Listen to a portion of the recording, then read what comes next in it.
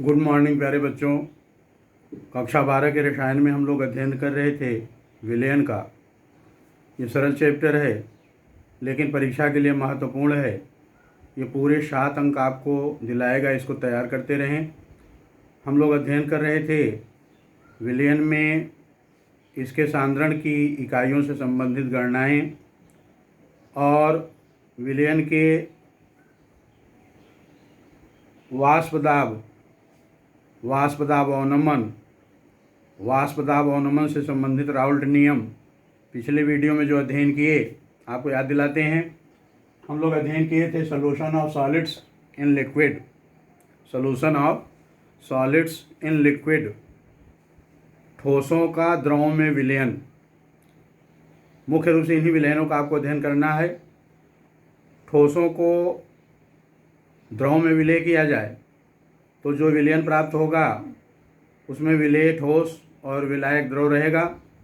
ठोसों का द्रव में विलयन कैसे बनता है, मैकेनिज्म ऑफ डिसोल्यूशन, घुलन की क्रियाविधि क्या है, ये आपको जानकारी हुई कि जब किसी आयनिक ठोस को किसी ध्रुवीय या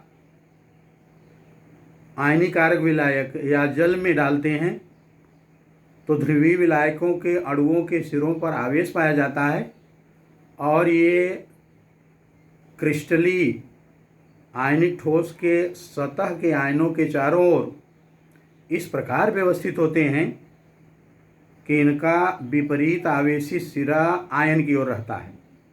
जैसे धनायन के चारों ओर विलायक के ऋण आवेशित सिरे रहेंगे और ऋणायन के चारों ओर विलायक अणुओं के ऋण आवेशित सिरे रहेंगे और इस तरह से ये आवेश को उदासीन करेंगे, आयनों के मध्य आकर्षण बल घटेगा और ये क्रिस्टल जालक को तोड़कर विलयन में आ जाएंगे। ये घुलन की क्रियाविधि है।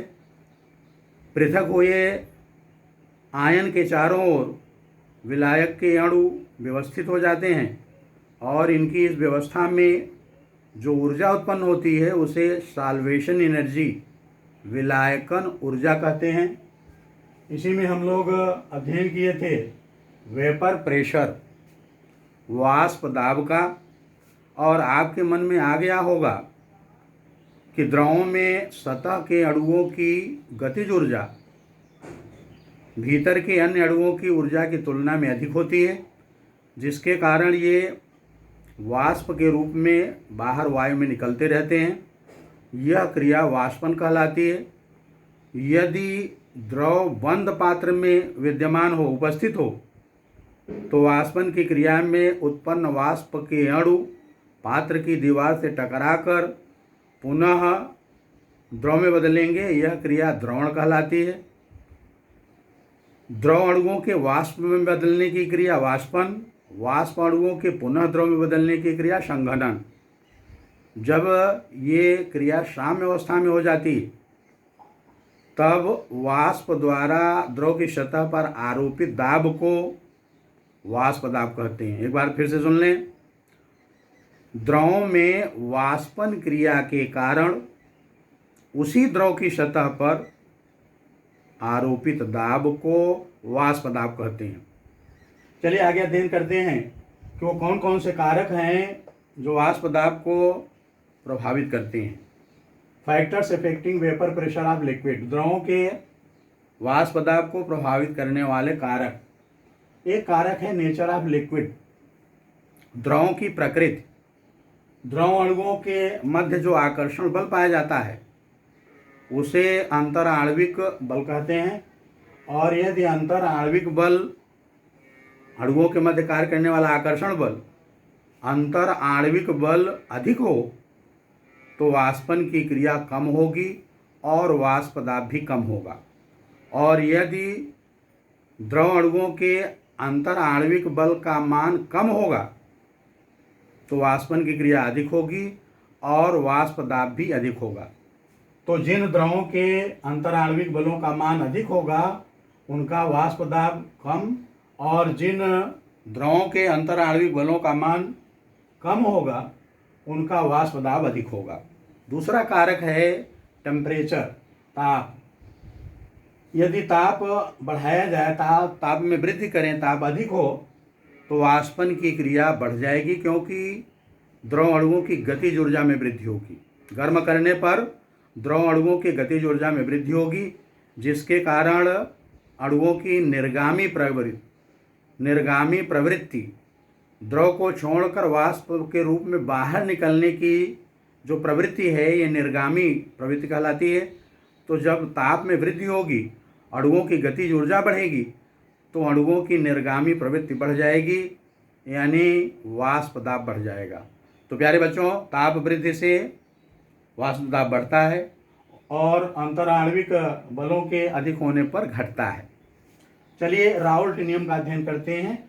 राउल्ट एक वैज्ञानिक हैं, ये फ्रांसीसी वैज्ञानिक हैं, और इन्होंने 1887 में द्विअंगी बाइनरी सॉल्यूशन, द्विअंगी उनको कहा जाता है जिनमें केवल दो ही घटक हों, एक विलेय एक विलायक, उनको द्विअंगी कहा जाता है।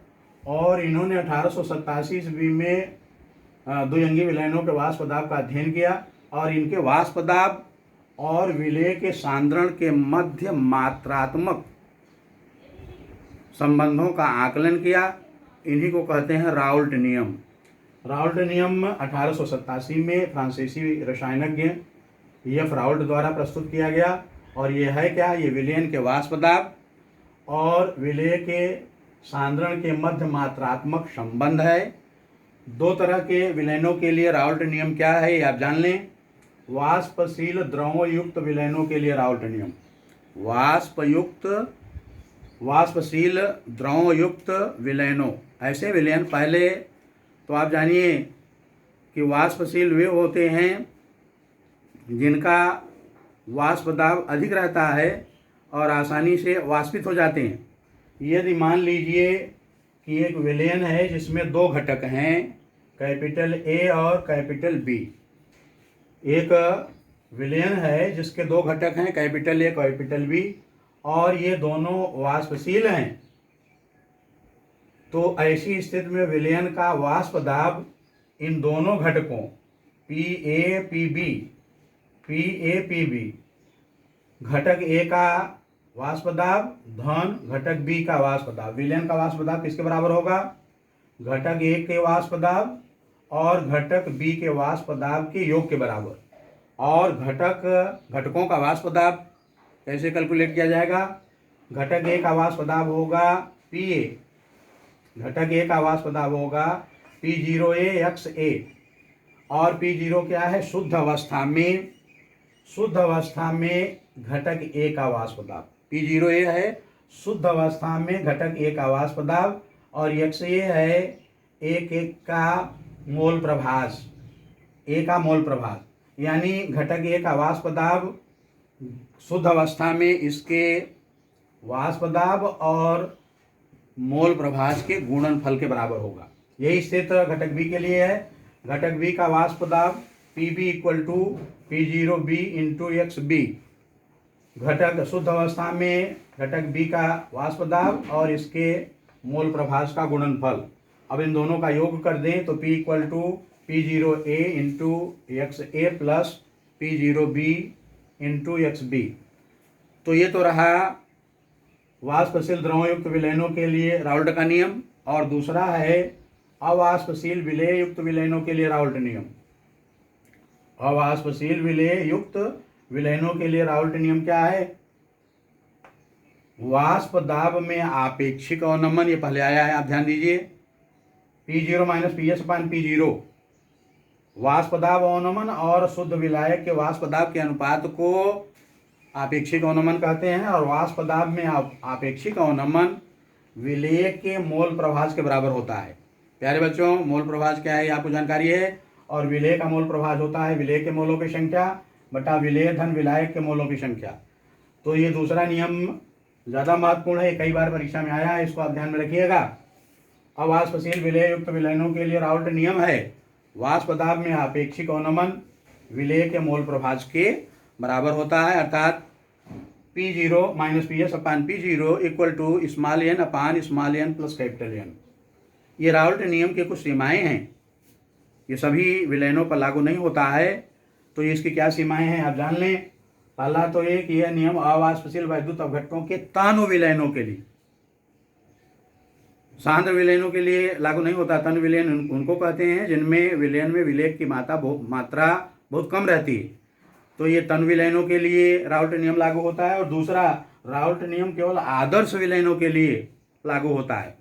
आदर्श और अनादर्श विलयन क्या होते हैं आगे के वीडियो में चर्चा करेंगे, लेकिन आपको याद रखना है कि राउल्ट नियम आदर्श विलयनों के लिए है, तनु विलयनों के लिए है, और यह उन विलयनों पर लागू नहीं होता है। राउल्ट नियम उन विलयनों पर लागू नहीं होगा जिसमें अवाष्पशील विलयों के विलयन के साथ क्रिया हो जाती है।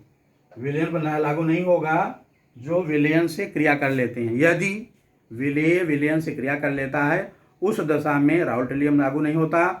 अनादर्श विलयनों पर लागू नहीं होता, ये आदर्श विलयनों पर लागू होता है और क्रिया न करने वाले विलयों पर लागू होता है। और यह नियम तन विलयनों के लिए मान्य होता है। तो चलिए आप जान पाए कि वाष्प दाब से संबंधित राउल्ट के क्या नियम हैं वाष्पशील द्रव युक्त के लिए, अवाष्पशील विलयों के लिए। शेष भाग की चर्चा अगले वीडियो में करेंगे। धन्यवाद।